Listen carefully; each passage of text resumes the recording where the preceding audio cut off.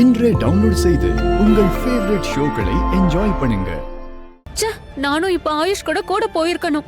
அவன் ஏன் என்ன தடுத்தான்னு தெரியல. அங்க என்ன நடந்துட்டு இருக்கோ, என்ன நடக்கணும், எல்லாரும் ஆயுஷ திட்டிட்டு இருப்பாங்க. ஆனா அவன் எந்த தப்பும் பண்ணல. அவன் ரொம்ப நல்ல பையன் தானே. அக்காக்கு ஃபுல் சப்போர்ட் பண்றான். அப்படி இருந்தாலும் நான் என்ன பண்றது? அவனுக்கு ஹெல்ப் பண்ண கீழே போயிடுவான். இல்ல வேண்டாம், போனா இன்னும் பெரிய பிரச்சனை ஆயிடும். இப்ப நான் என்ன செய்யறது? ஆயுஷ், நானும் எவ்வளவு தடவை சொல்றது, உங்க அம்மா கிட்ட இப்படி எல்லாம் பேசக்கூடாது. அவங்களுக்கு நீ மரியாதை கொடுக்கணும். நீங்க ஒண்ணு சொல்லுங்க, நான் என்ன வில்லனா இல்ல பேட் பாயா, இல்ல நான் என்ன உதவாக்கறியா இல்ல தருதலையா? அண்ணி என்ன நம்புங்க அண்ணி, நான் இந்த மாதிரி எல்லாம் பேச மாட்டேன். இவங்க தான் என்ன இந்த மாதிரி எல்லாம் பேச வைக்கிறாங்களே. நான் உங்களுக்கு எதிரா பேச மாட்டேன்னு உங்களுக்கு தெரியும். இருந்தும் அவங்க ஏன் இப்படியே பண்ணிட்டு இருக்காங்க? ஆனா ஆயுஷ், அவங்க வந்து நீங்க ஏன் எல்லாத்தையும் தடுக்குறீங்க? அண்ணி நான் மறுபடியும் சொல்றேன், அவங்களுக்கு தெரியும் நான் உங்களுக்கு அகைன்ஸ்டா போக மாட்டேன். நான் உங்களுக்கு சப்போர்ட் பண்ணுவேன்னு தெரியும். எல்லாம் தெரிஞ்சிருந்து எதுக்காக கம்பேர் பண்றாங்க? என்ன ஏன் இப்படி பேசக்கூடாதுன்னு சொல்றாங்க அண்ட் சூஸ் பண்ண சொல்றாங்க மீ ஆர் லக்ஷ்மின்னு. முதல்ல நான் ஏன் சூஸ் பண்ணணும் சொல்லுங்களேன். இப்போ நான் உங்களை சூஸ் பண்ணா அவங்க ஹர்ட் ஆயிடுவாங்க. ஆயுஷ், அவங்க ஹர்ட் ஆகதான் செய்வாங்க. நீ இந்த மாதிரி எல்லாம் பேசி அவங்கள அவமானப்படுத்தினா அவங்க கண்டிப்பா ஹர்ட் ஆகதான் செய்வாங்க. ஒன்னு சொல்லவா அண்ணி, உங்ககிட்ட அவங்க எல்லாம் எப்படி பேசுறாங்க? உங்களுக்கு மரியாதை கொடுக்கறாங்களா என்ன? அண்ணி எனக்கு ஒரு விஷயம் சொல்லுங்க, நீங்க யாரு? ஃபேமிலி மெம்பர் தானே. நான் யாரு?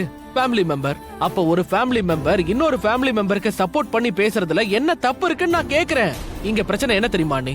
இவங்க உங்களை ஃபேமிலி மெம்பராவே பார்க்கல.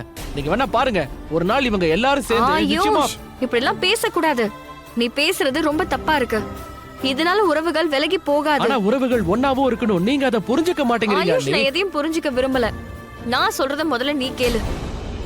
ஆயுஷ், நான் ஒன்னே ஒண்ணுதான் சொல்லுவேன். அவங்க வயசுல பெரியவங்க. அவங்க வயசுக்கு நீ மரியாதை கொடுத்துதான் ஆகணும். என்ன அண்ணிமா நீங்க? எப்பா, இந்த பழங்காலத்து பொண்ணு இந்த காலத்துல என்ன பண்றாங்கன்னு தான் எனக்கு புரிய மாட்டேங்குது. ஆயுஷ், நான் சொல்றத நல்லா கேட்டுக்கோ. நான் சொல்றத மட்டும் நீ கேட்டா போதும். சரி, ஓகே ஓகே அண்ணி.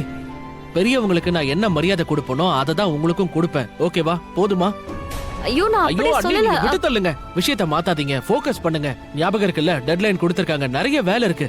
நான் இங்க ஒருத்தர் நிக்கிறேன், கண்டுக்க மாட்டீங்க. அதோட நம்ம கிட்ட என்ன டைம் இல்ல. ஷாலு, அது வந்து ஒரே ஒரு கண்டிஷன்ல தான் இன்ஸ்பெக்டர் என்ன அரெஸ்ட் பண்ணாம போனாரு. நாளைக்கு நைட்டு 10 மணிக்குள்ள நான் நிரபராதின்னு நிரூபிச்சே ஆகணும் அப்படின்னு அவர் சொல்லிருக்காரு. ஆனா எப்படி பண்றது? நம்ம என்ன செய்யறது? நீ யோசிச்சிருக்கல, ஏதாவது வழி இருக்கா? நாம ஏதாவது ஒரு வழி பண்ணியே ஆகணும். நான் நிரபராதிங்கிறத நிரூபிச்சே ஆகணும். அதோட குற்றவாளியும் நம்ம தேடணும்.